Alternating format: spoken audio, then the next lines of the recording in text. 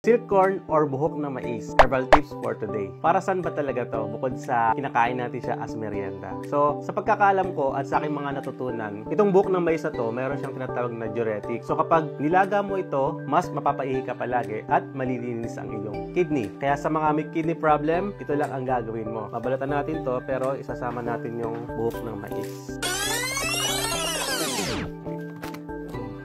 Pwede mo siya gaya natin ng ganyan. Or pwede mo ilaga to ng buo na.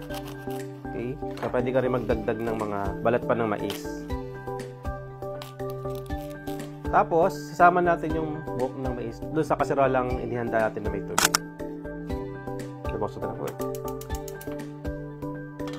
Okay. Depende sa'yo kung gaano karaming mais ang iyong lulutuin. Ito, sample lang sa isang tasa. After 5 minutes, pwede na natin siyang gamitin. Tapos, sasalay lang natin sa strainer.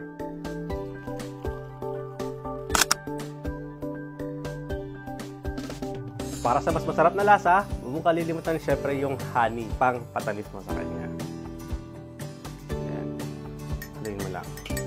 Okay na ang iyong buhok ng mais tea para sa iyong kidney problem.